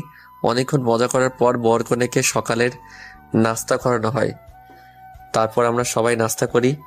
নাস্তা করে কাজে লেগে পড়ি, কারণ বিকেলবেলা কনে পক্ষ থেকে আমাদের বাড়িতে আসবে। খাওয়া দাওয়া সব ব্যবস্থা করতে হবে। ইব্রাহিমকে বাবুকে আনতে পাঠিয়ে দেই। বাবুর্চিরা রান্নার কাজে লেগে পড়ে। আমিও রান্নার কাজে লেগে পড়ি। দুপুরের মধ্যে সব রান্না শেষ করে ফেলি। আমাদের রান্না শেষ হতে হতেই মেয়ে পক্ষ বাড়িতে চলে আসে। এরপর খাওয়া দাওয়ার পর্ব শুরু করে দেই। সবার আগে সকল মেয়ে পক্ষকে খাওয়াই, তারপর এলাকার লোকজনকে খাওয়াই। সবাইকে খাওয়ানো শেষে রাতে কনে পক্ষের লোকজন বর কনেকে তাদের বাড়িতে নিয়ে যায়। বর কনেকে কনে পক্ষের সাথে পাঠিয়ে বাড়িতে সবকিছু গুছিয়ে নিয়ে সবাই রেস্ট নিতে যে যার রুমে চলে যায়। সারাদিন কাজ করার পর শরীরটা খুব ক্লান্ত লাগছে, তাই রেস্ট নেওয়ার জন্য রুমে চলে যাই। বিছানায় শুয়ে আছি আর কি যেন ভাবছি। হঠাৎ কখন ঘুমিয়ে পড়েছি নিজেও জানি না। সকালবেলা জান্নাতের ডাকে ঘুম ভাঙে। এই যে মহারাজ, এখনো ঘুম থেকে ওঠোনি? কি, কয়টা বাজে? 9টা বাজে, আর আপনি পড়ে পড়ে ঘুমাচ্ছেন? কি বলো, কখন এত বেলা হয়ে গেল? আপনি তো পড়ে পড়ে ঘুমাচ্ছিলেন, কিভাবে জানবেন? তাই তো। আচ্ছা তুমি যাও, আমি ফ্রেশ হয়ে আসছি। ওকে। তারপর জান্নাত রুম থেকে চলে যায় আর আমি ফ্রেশ হয়ে নাস্তার টেবিলে চলে যাই। নাস্তার টেবিলে বসে জান্নাত আর আমার চোখে চোখে কথা হচ্ছিল। এমন সময় খেয়াল করলাম ইব্রাহিম আমার দিকে তাকিয়ে আছে। আমি আর কিছু করলাম না, চুপচাপ নাস্তা করে রুমে চলে আসলাম। অনেকক্ষণ ধরে রুমে বসে আছি, কিছু ভালো লাগছে না, তাই ছাদে চলে গেলাম। ছাদে গিয়ে দাঁড়িয়ে আছি। কিছুক্ষণ পরে অনুভব করলাম কেউ একজন পেছন থেকে আমাকে জড়িয়ে ধরলো। আমি পিছনে তাকিয়ে দেখি জান্নাত। কি ব্যাপার, তুমি কখন আসলে?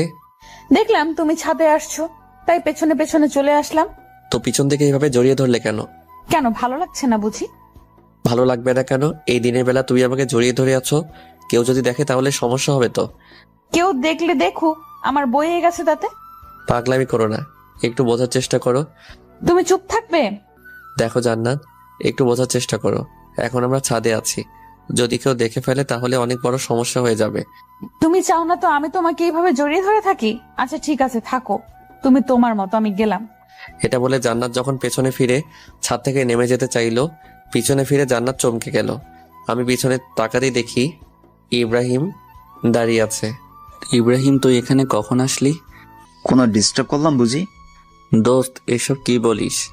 জান্নাত, তুই নিচে যা। ভাইয়া, তুই হৃদয়কে কিছু বলবি না? তোকে নিচে যেতে বলেছি, তুই নিচে যা। জান্নাত ইব্রাহিমের ধমকে নিচে চলে যায়। এদিকে ইব্রাহিম আর আমি ছাদে রয়ে গেলাম। ইব্রাহিম আমাকে বলছে, আমি প্রথম থেকে যা সন্দেহ করেছিলাম তাই সত্য হলো। দোস্ত, আমার কথা শোন।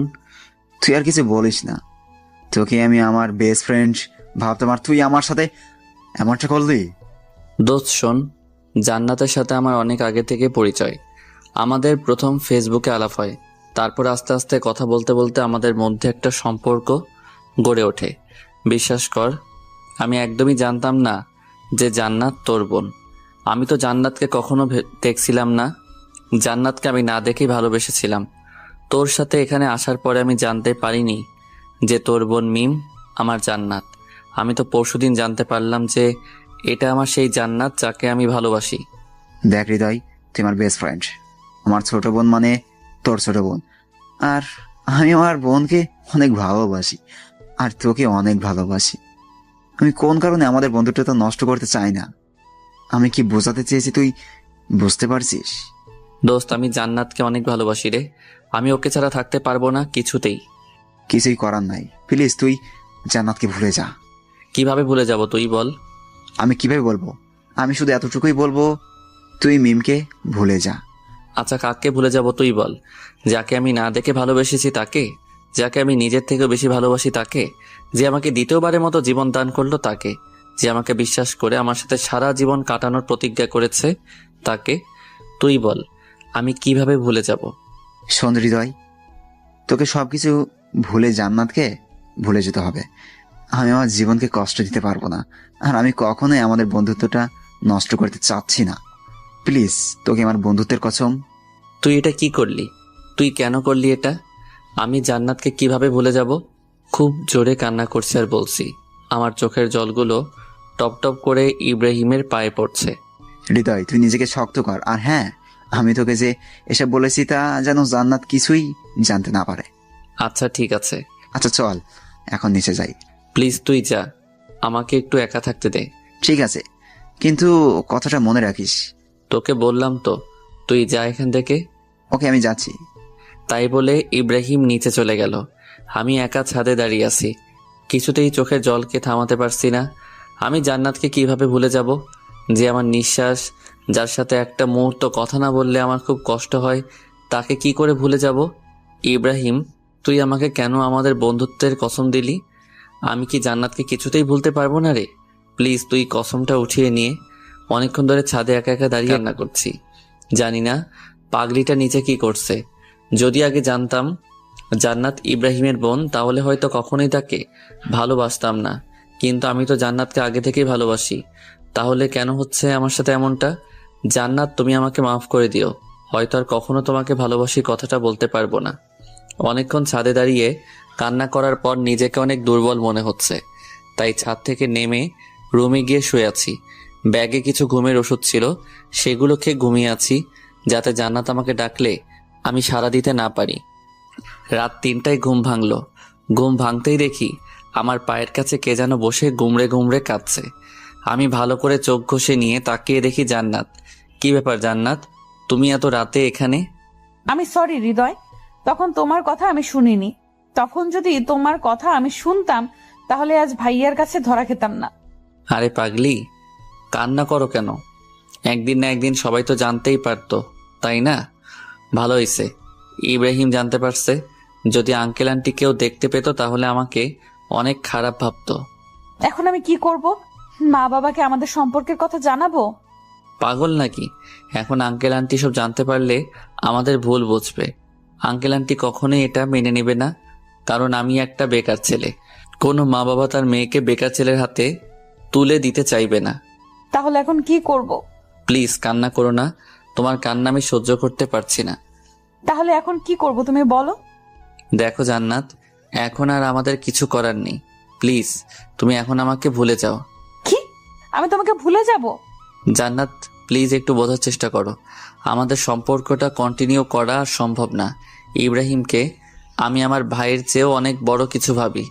ইব্রাহিম কষ্ট পাবে এমন কোনো কাজ আমি করতে পারবো না। প্লিজ জান্নাত, তুমি আমাকে ভুলে যাও। আমি কিছুতেই তোমাকে ভুলতে পারবো না। তোমাকে ছাড়া আমি এক মুহূর্তও থাকতে পারি না, তুমি জানো না?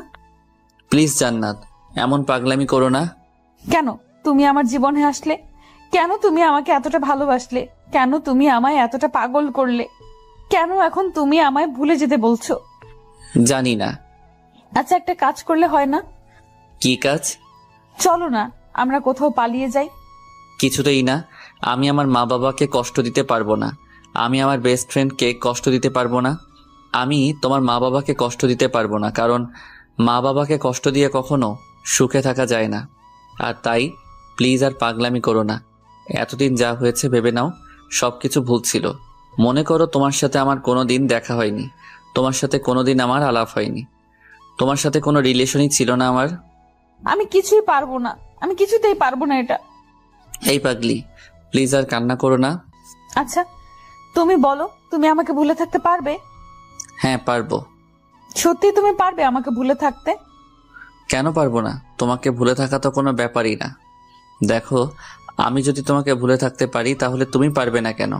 তুমি তো একটা বেঈমান। তুমি আমাকে ভালোই বাসুনি। যদি ভালোবাসতে তাহলে ভুলে যাওয়ার কথা বলতে না। এই তো সত্যটা ধরতে পারছো। আমি তো তোমাকে মন থেকে ভালোবাসিনি, একদিন তো শুধু অভিনয় করেছি। তোমার মতো বেঈমানকে ভালোবাসাটা আমার জীবনের সব থেকে বড় ভুল। এখনো সময় আছে, চাইলে ভুলটা সংশোধন করে নিতে পারো। হ্যাঁ তাই করব। একটা বেঈমানকে ভালোবেসেছিলাম, এটা ভুলে যেতে আমার বেশি সময় লাগবে না। আমিও তো এটাই চাই, তুমি আমাকে ভুলে যাও। জান্নাত দৌড়ে বাড়ি থেকে বেরিয়ে চলে যায়। সত্যি আমি অনেক বড় বেঈমান। আমি বন্ধুত্বটা টিকিয়ে রাখার জন্য আমার ভালোবাসাটা কবর দিলাম। সত্যি কিছু কিছু ভালোবাসা এমনই, কিছু সম্পর্কের কাছে হার মেনে যায়। আমার ভালোবাসাটাও না হয় এইভাবেই হারিয়ে গেল। আজ খুব কষ্ট হচ্ছে, কিন্তু কি করব, আমার কিছু করার নেই। সত্যি আমি ইব্রাহিমকে কষ্ট দিতে চাই না। ইব্রাহিমকে আমি অনেক ভালোবাসি। রাতে ভাবছি যদি আমি এখানে থাকি তাহলে রোজ জান্নাতের সাথে আমার দেখা হবে। আর জান্নাতের সাথে আমার দেখা হলে জান্নাত আমাকে কিছুই ভুলতে পারবে না, আর আমিও জান্নাতকে কিছুতেই ভুলতে পারবো না। তাই সব থেকে ভালো হবে আমি কাল সকালে কাউকে কিছু না জানিয়ে এখান থেকে চলে যাব। কথা মতো পরের দিন সকালে সিরাজগঞ্জ থেকে আমি ঢাকায় চলে আসি। কিন্তু ঢাকায় আসার আগে আমি রাত্রে একটা চিঠি লিখি, আর চিঠিটা গোপনে জান্নাতের টেবিলের উপর রেখে আসি। পরদিন সকালে জান্নাত ঘুম থেকে উঠে হৃদয়কে খুঁজতে যায়, কিন্তু হৃদয়কে রুমে খুঁজে পায় না। পুরো বাড়ি তন্ন তন্ন করে খুঁজে, কিন্তু কিছুতেই হৃদয়ের দেখা পায় না। খুব হতাশা নিয়ে নিজের রুমে ফিরে রুমে গিয়ে বিছানায় বসে কান্না করতে লাগলো। হঠাৎ এমন সময় টেবিলের উপর চোখ পড়ল। জান্নাত দেখতে পেল টেবিলের উপর একটা চিঠি পড়ে আছে। জান্নাত দৌড়ে গিয়ে চিঠিটা উঠিয়ে খুলে চিঠিটা পড়তে অবাক হয়ে গেল। চিঠিতে লেখা ছিল, প্রিয় জান্নাত, পারলে আমাকে মাফ করে দিও। সত্যি আমি অনেক বড় স্বার্থপর এবং বেঈমান। তোমাকে ভালোবাসার কোনো অধিকারই আমার নেই, আর তাই আমি চলে যাচ্ছি। আর কোনো দিন তোমার সামনে আসবো না। পারলে আমায় মাফ করে দিও। তোমাকে অনেক কষ্ট দিয়েছি। ভালো থেকো, সুখে থেকো, আর নতুন করে জীবন শুরু করো। ইতি, তোমার হৃদয়। চিঠিটা পড়ে জান্নাত আর কান্না থামাতে পারল না। খুব জোরে কান্না করছে আর বলছে, হৃদয়, তুমি আমাকে এই চিনলা? তোমাকে আমি এত ভালোবাসলাম? কি রাগের মাথায় একটা কথা বলে ফেলেছি আর তুমি আমাকে ছেড়ে চলে গেলে? তুমি ভাবলে কিভাবে তোমাকে ছাড়া আমি বাঁচবো? আমি তোমাকে ছাড়া বাঁচতে পারবো না, তুমি জানো না? কেন তুমি আমাকে ছেড়ে গেলে? প্লিজ ফিরে আসো হৃদয়। খুব কান্না করছে আর বলছে, পাগলটার কি দোষ বলেন? সত্যি যে দুজন দুজনকে অনেক ভালোবাসে, কিন্তু নিয়তির কাছে তাদের ভালোবাসা হেরে যাচ্ছে। জান্নাত হৃদয়ের এভাবে ছেড়ে যাওয়াটা কিছুতেই মেনে নিতে পারছিল না, আর তাই জান্নাত অনেকগুলো ঘুমের ওষুধ একসাথে খেয়ে ফেলে। জান্নাতের অবস্থা খুবই খারাপ। বাসায় জান্নাতের পাগলামি ব্যাপারটা বুঝতে পেরে সবাই তাড়াতাড়ি করে হাসপাতালে নিয়ে যায়। জান্নাত এখন অপারেশন থিয়েটারে আছে। ডাক্তাররা জান্নাতের চিকিৎসা করছে। অনেকক্ষণ চিকিৎসা করার পর ডাক্তার অপারেশন থিয়েটার থেকে বেরিয়ে বাসার সবাইকে বলল, পেশেন্টের অবস্থা অনেকটা খারাপ। স্টোমাক ওয়াশ করা হয়েছে, এখন বাকিটা আল্লাহর উপর। কি বলছেন ডাক্তার? আমার মেয়েটাকে যে করেই হোক সুস্থ করে তুলতে হবে ডাক্তার। দেখেন, আমি আমার বেস্টটা ট্রাই করব, কিন্তু বাকিটা আল্লাহর হাতে। আপনারা সবাই আল্লাহর উপর ভরসা রাখুন। এটা বলে ডাক্তার চলে যায়। এদিকে বাসার সবাই প্রচুর কান্না শুরু করে। সবার অনেক আদরের মেয়ে জান্নাত। এবার ছোট মেয়েটা অনেক চঞ্চল, তাই সবাই জান্নাতকে অনেক ভালোবাসে।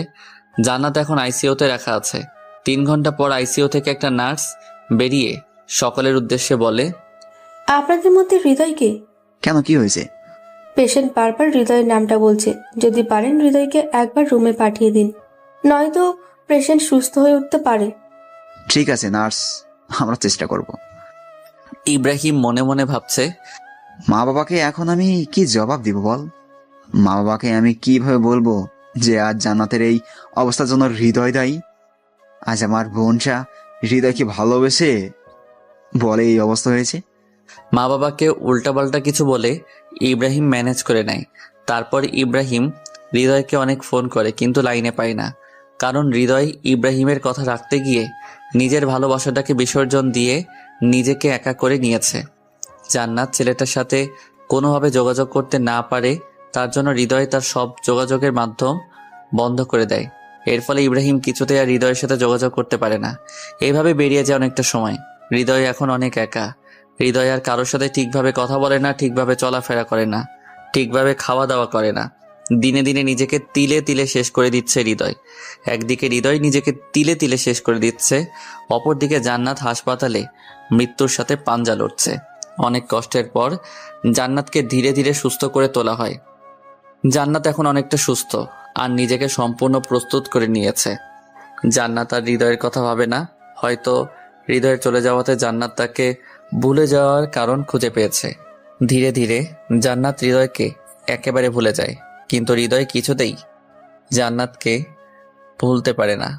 যাই হোক, দেখতে দেখতে দিনের পর দিন কেটে যায়, মাসের পর মাস কেটে যায়, অনেকটা সময় পেরিয়ে যায়। দুজন দুজনকে ছাড়া কাটিয়ে দেয়। ইব্রাহিম এখন ঢাকায় আছে, কিন্তু জান্নাতের অবস্থা হৃদয়কে জানায়নি। কারণ ইব্রাহিম ভেবেছে, যার জন্য আমার বোন মরতে বসেছিল তাকেই কাজের সময় পাশে পাইনি, তাকে কেন আমার বোনের কথা বলবো? এর চেয়ে যে আমার বোনকে ভুলে থাক, এটাই ভালো। আর আমার বোনটা হৃদয়কে ভুলে গেছে, আর তুই নতুন করে তাদের মধ্যে আবারও ভালোবাসার বীজ বপন করতে চাই না। হৃদয় ধীরে ধীরে নিজের অবস্থান পরিবর্তন করে। হৃদয় লেখাপড়ার পাশাপাশি একটা জব করে, আর তাই হৃদয়কে একটু পরিশ্রম করতে হয়। দেখতে দেখতে 1টি বছর পেরিয়ে যায়। জান্নাতের সাথে হৃদয় আর কোনো যোগাযোগ হয় না। একদিন অফিস শেষে হৃদয় বাসায় ফিরে ফ্রেশ হতে যাবে, হঠাৎ এমন সময় তার ফোনটা বেজে উঠল। হ্যালো হৃদয়, তুই কোথায় আছিস? ইব্রাহিম অনেকটা আতঙ্কিত কণ্ঠে বলল। তখন আমি অনেক ভয় পেয়ে যাই ইব্রাহিমের এমন কণ্ঠ শুনে। কি হয়েছে দোস্ত, তোর কণ্ঠটা এমন লাগছে কেন? এরপর হৃদয় যা শুনতে পায় সেটা শোনার জন্য হৃদয় মোটেও প্রস্তুত ছিল না। কি বলছিস তুই যাতা? দোস্ত, এখন আমি কি করব? আমার বোনটা যে আর সমাজে মুখ দেখাতে পারবে না দোস্ত। এটা শুনে হৃদয় বাসা থেকে এক দৌড়ে বেরিয়ে গাড়ি ধরে সিরাজগঞ্জ চলে যায়। সিরাজগঞ্জ গিয়ে সোজা হাসপাতালে চলে যায়। হাসপাতালে গিয়ে দেখতে পায় জান্নাত একটা বেডে শুয়ে আছে। তার পাশে চাচা চাচি দাদা দাদি বসে আছে আর কান্না করছে। আমি কি বলবো বুঝতে পারছি না। সত্যি আমার অনেক কষ্ট হচ্ছে। আমি ভাবতেও পারিনি আমার জান্নাতের সাথে এমনটা হবে। আপনারা ভাবছেন জান্নাতের সাথে কি হয়েছে, তাই তো? আজ জান্নাতের গ্যাং রেপ হয়। হ্যাঁ, আপনারা যা শুনেছেন সত্য। সত্যি আজ জান্নাতের সতীত্ব নষ্ট করে দেয় এলাকার বাজে কিছু ছেলে। হৃদয় জান্নাতের কাছে গিয়ে জান্নাতের হাতে হাত রেখে বলে, এসব কি করে হলো? কি হলো জান্নাত, বলছো না কেন? কি হলো জান্নাত, কিছু বলছো না কেন? আমার সাথে কথা বলবে না? দেখো, আমি অতীতে যা করছি তার জন্য তুমি আমাকে শাস্তি দিও, কিন্তু প্লিজ এখন কথা বলো। জান্নাত কার সাথে কথা বলছে না বাবা? কেন কথা বলছে না চাচা? মেয়েটার সাথে যা হয়ে গেল, এরপর কিভাবে মেয়েটা কথা বলবে? কিভাবে এত কিছু হয়ে গেল আমাকে কেউ বলবে প্লিজ? সুজন আমার হাত ধরে টেনে নিয়ে হাসপাতালে ছাদে চলে যায়।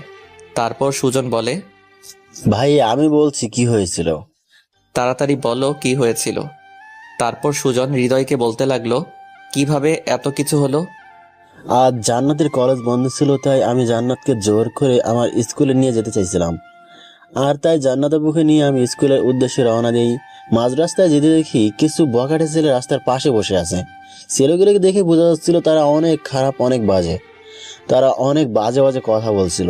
তারা বলছিল, ইস মামা কি জিনিস রে। যদি একটা বার ছুঁতে পারতাম। উফ মামা, ফিগারটা দেখেছিস? আমার তো মন চাই যে দৌড়ে গিয়ে জড়িয়ে ধরি। এমন আরো অনেক বাজে কথা বলছিল। জান্নাত আপু এগুলো সহ্য করতে না পেরে ওই ছেলেগুলোর কাছে গিয়ে জান্নাত জুতা খুলে একটি ছেলের গায়ে জুতা মারে আর বলে, তোদের ঘরে মা বোন নেই? জীবনে কোনোদিনও মেয়ে দেখিসনি? মায়ের দুধ খেয়ে বড় হোসনি? মেয়ে দেখলে জিভে জল আসে কেন, কুত্তার বাচ্চা? আপু এমন কথা শুনে ছেলেগুলো হঠাৎ করে বসা থেকে লাফ দিয়ে উঠে জান্নাত আপুকে জোর করে ধরে উঠিয়ে নিয়ে যেতে লাগলো। আমি ওদেরকে অনেক বাধা দিই, কিন্তু আমি অনেক ছোট আর একা, তাই ওদেরকে বাধা দিতে পারিনি। আমাকে ধাক্কা দিয়ে ফেলে দিয়ে জান্নাত আপুকে নিয়ে ওরা চলে যায়। জান্নাত আপু অনেক আকুতি মিনতি করে বলে, আমাকে ছেড়ে দে শয়তানেরা, ভালো হবে না বলে দিচ্ছি। তোদের ভালোই ভালোই বলছি, আমাকে ছেড়ে দে। তোমাকে ছাড়বো তো অবশ্যই শোনা, কিন্তু তার আগে আমাদের কাজটা তো হাসিল করে নেই। জান্নাত আপুকে টানতে টানতে ওই জানোয়ারগুলো নিয়ে যায় আমার চোখের সামনে দিয়ে। আমি কিছুই করতে পারিনি। তারপর জান্নাত আপুকে একটি রুমের মধ্যে নিয়ে যায় আর তারা সবাই মিলে মিম আপুর উপর ঝাঁপিয়ে পড়ে। মিম আপুকে ওরা জানোয়ারের মতো ছিঁড়ে খায়। কথাগুলো বলতে বলতে সুজনের চোখ দিয়ে জল গড়িয়ে পড়ছিল। টপ টপ করে কথাগুলো শুনে আমার শরীরের লোমগুলো খাড়া হয়ে গেল। আমি নিজেকে কন্ট্রোল করতে পারছি না। চোখ দিয়ে অঝরে পানি ঝরছে। আমি ছাদ থেকে নেমে জান্নাতের কাছে গেলাম। নিচে এসে দেখি আঙ্কেল আন্টি ইব্রাহিম সবাই চলে এসেছে। সবাইকে একটু সাইড করে আমি জান্নাতের পাশে গিয়ে বসে জান্নাতের 2 হাত ধরলাম আর বললাম, সত্যি তোমার সাথে অনেক খারাপ হয়েছে। আমি কোনোদিন ভাবতেও পারিনি তোমার সাথে এমন কিছু হবে। প্লিজ নিজেকে ছোট করে দেখো না। তুমি সুস্থ হয়ে ওঠো তাড়াতাড়ি। ওই জানোয়ারদের শাস্তির ব্যবস্থা করব। ওরা অনেক খারাপ, ওদের সাথে আমরা পেরে উঠবো না। চাচা কোনো চিন্তা করবেন না, আমি আছি। আমি সবকিছু দেখে নেব। তুমি ওদের সম্পর্কে কিছু জানো না। এইসব জানোয়ারদের সম্পর্কে আমি কিছু জানতেও চাই না। আমি আইনের সাহায্য নিয়ে ওদের শাস্তির ব্যবস্থা করব। কিন্তু পুলিশ? কোনো কিন্তু না চাচা, আমি সবকিছু দেখে নেব। ইব্রাহিম তুই আমার সাথে চল। তাই বলে আমি ইব্রাহিম আর সুজনকে নিয়ে থানাতে চলে গেলাম। থানায় গিয়ে ওই জানোয়ারদের নামে কেস ফাইল করলাম। পুলিশগুলো আমায় বারবার বলছিল, আপনি যাদের নামে কেস করেছেন তারা কে জানেন? তাদের সম্পর্কে আমার জানার কোনো ইচ্ছা নেই। আমি শুধু এইটুকু চাই আসামিদের সঠিক শাস্তির ব্যবস্থা করা হোক। এখন তো এসব কথা বলতেছেন, কিন্তু আবার একটু পর এসে মতলব বদলাবেন না তো? দেখেন দারোগা সাহেব, আমি যা করি ভেবে চিন্তে করি, আর আমি আমার কথা থেকে একটু নড়চড় হব না।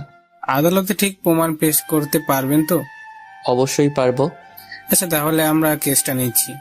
ঠিক আছে দারোগা সাহেব। আর হ্যাঁ, যত তাড়াতাড়ি সম্ভব আপনি আসামিদের গ্রেফতার করবেন। ঠিক আছে, আপনারা এখন আসুন। ওকে দারোগা সাহেব। তারপর থানা থেকে চলে আসি। হাসপাতালে আসতে সবাই আমাকে ধরে বলে, এমনি মেয়েটার এই অবস্থা, সবার সামনে মাথা উঁচু করে বাঁচতে পারে না, আবার তুমি যা শুরু করলে হৃদয়। দেখেন আঙ্কেল, আমি যা করছি একদম ঠিক করছি। আচ্ছা, এখানে জান্নাতের দোষটা কোথায় আমাকে বলবেন? জান্নাত কি নিজের ইচ্ছায় ধর্ষিত হয়েছে? কি ব্যাপার, চুপ করে আছেন কেন? জবাব দিন। আমাদের সমাজে সব থেকে বড় সমস্যা কি জানেন? আমাদের সমাজে যে মেয়েগুলো ধর্ষিত হয়, আমরা তাদেরকে ছোট করে দেখি, আমরা তাদেরকে খারাপ বলি। আর যে জানোয়ারগুলো মেয়েদের সাথে এমন খারাপ কাজ করে তাদেরকে বাহবা দিই। যেখানে আমাদের মেয়েটিকে মেন্টালি সাপোর্ট দেওয়ার কথা, সেখানে আমরা মেয়েটিকে ছোট করে দেখি, মেয়েটিকে আমরা অপমান করি। আমরা ধর্ষিত মেয়েদের সমাজের বোঝা মনে করি। আচ্ছা, মেয়েরা কি ইচ্ছা করে ধর্ষিত হয়? মেয়েরা কি চায় তাদের সব থেকে মূল্যবান সম্পদ কেউ এইভাবে কেড়ে নিক? অথচ একটি মেয়ে ধর্ষিত হবার পর আমরা মেয়েটিকে দোষী সাব্যস্ত করি, আর ধর্ষককে আমরা বড় করে দেখি। যদি আমরা একটি ধর্ষককে সঠিক বিচারের আওতায় নিয়ে আসতে পারতাম, তাহলে আজ ধর্ষণ তো দূরের কথা, আমাদের সমাজে কোনো ছেলে মেয়েদের দিকে চোখ তুলে তাকাতে পারতো না। কিন্তু আমাদের দেশে কি আমরা তাই করি? মোটেও করিনি। বরং উল্টো, আমি মেয়েদেরকে এমন এমন কথা শোনাই যার কারণে মেয়েরা তাদের অনিচ্ছা সত্ত্বেও আত্মহত্যা করতে বাধ্য হয়, শুধু আমাদের সমাজের মানুষদের জন্য।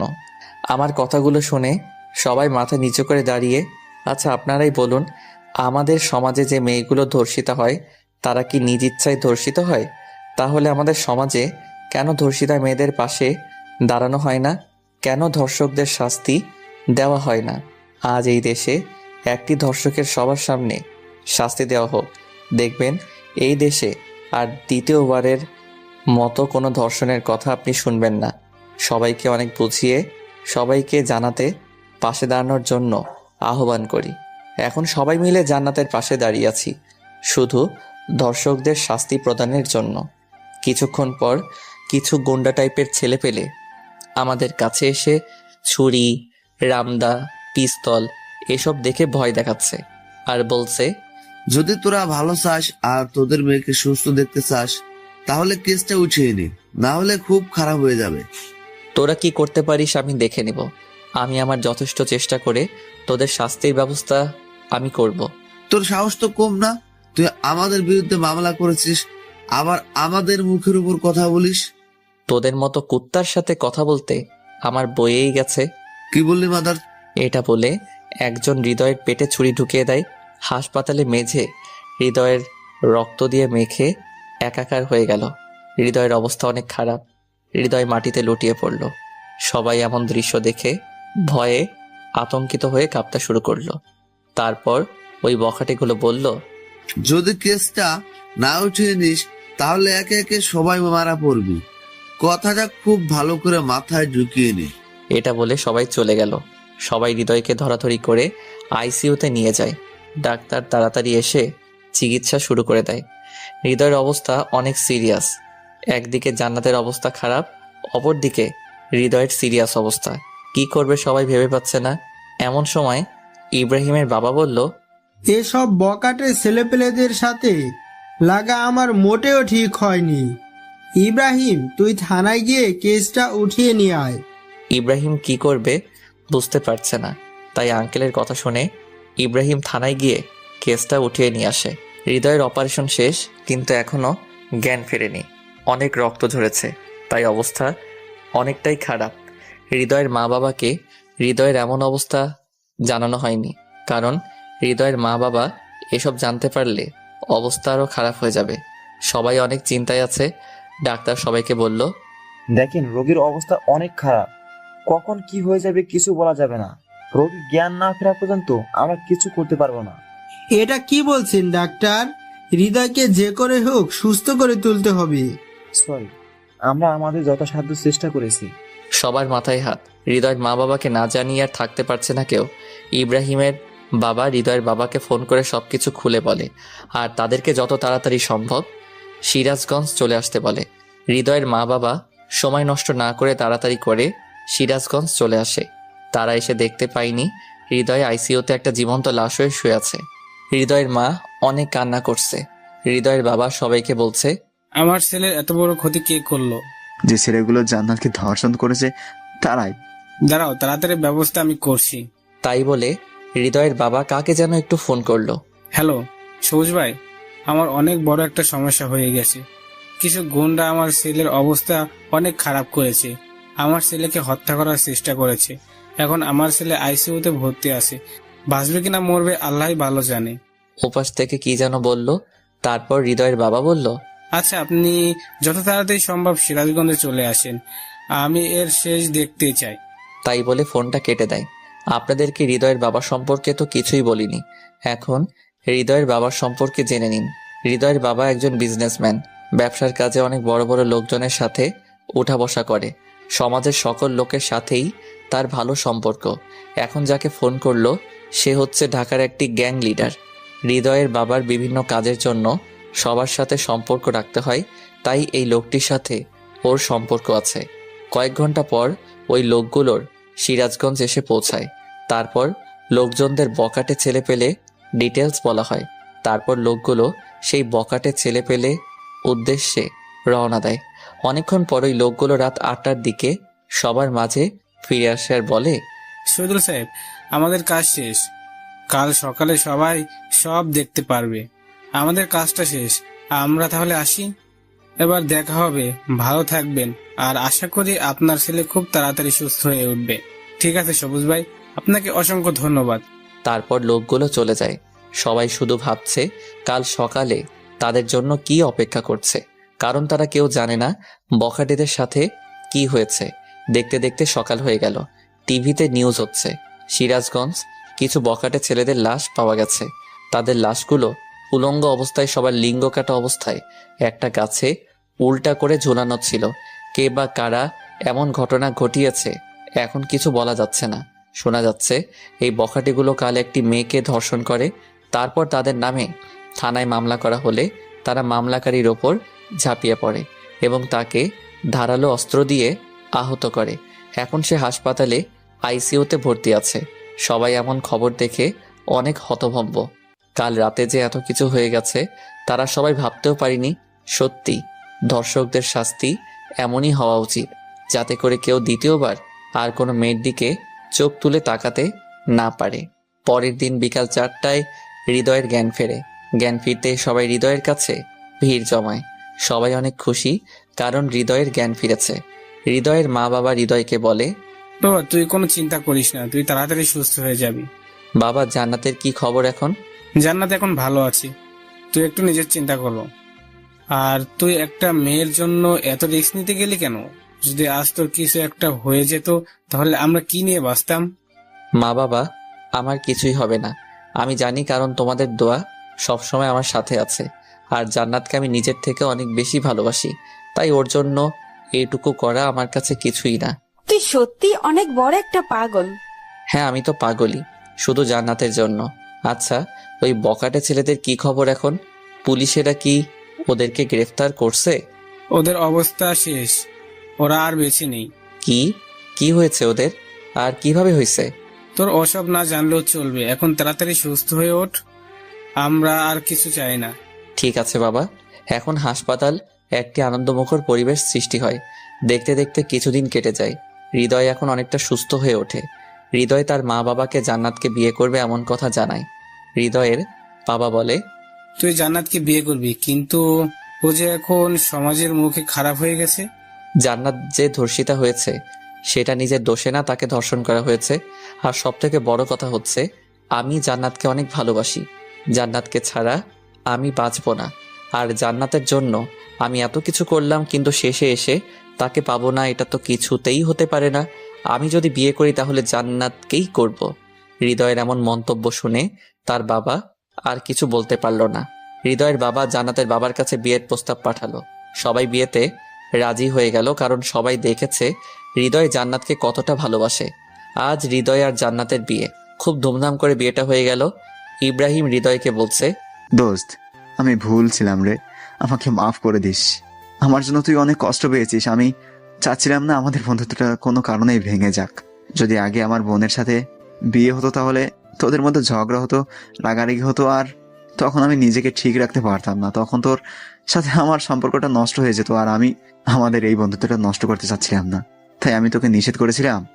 আমাকে মাফ করে দিস দোস্ত। আর আমার বোনের খুব যত্ন নিবে। যদি কোনোদিন আমার বোনের চোখে এক ফোঁটা জল আসে তাহলে তোকে খুন করে ফেলবো। এই বোকা, তুই আমার বেস্ট ফ্রেন্ড, তুই ভাবলি কিভাবে তোর সাথে আমার সম্পর্কটা নষ্ট হয়ে যাবে? জান্নাতকে তো আমি আমার নিজের থেকে অনেক বেশি ভালোবাসি, তাই ওকে কষ্ট দেওয়া তো অনেক দূরের কথা, ওকে রাখতে পর্যন্ত দেব না। আয় দোস্ত, বুকে আয়। তারপর দুজন দুজনকে জড়িয়ে ধরে কান্না করে দেয়। এ কান্না কষ্টের কান্না না, সুখের কান্না। তারপর হৃদয় ইব্রাহিমকে ছাড়িয়ে বলে, এই শালা, তোর বোন অপেক্ষা করছে আমার জন্য, বাসরাত তো পেরিয়ে যাবে। আর তুই এতদিন আমাকে শালা শালা বলেছিস, আর আজকে আমি সত্যি শালা হয়ে গেলাম। হ্যাঁ, আমি বোধহয় আগে থেকেই জানতাম রে তুই আমার শালা হবি, তাই আগে থেকে তোকে শালা বলে ডাকতাম। হৃদয়, হয়েছে দোস্ত, আর বলিস না, আমি বাসর ঘরে গেলাম। আচ্ছা যা, আর কথাটা মনে রাখিস, আমার বোনের চোখে যদি কোনো জল আসে তাহলে তুই শেষ। ঠিক আছে দোস্ত। তারপর হৃদয় বাসর ঘরে ঢোকে। ঘরের ভেতর ঢুকে দেখে জান্নাত বিছানার উপর ঘোমটা দিয়ে বসে আছে। হৃদয় আজ ঘোমটাটা উঠিয়ে জান্নাতের মুখের দিকে তাকিয়ে আছে। ইস, কি সুন্দর তুমি, সত্যি তোমাকে দেখে চোখ ফেরানো দেয়। তাই বুঝি? তাই তো, না হলে কি আমি তোমার প্রেমে পড়ি?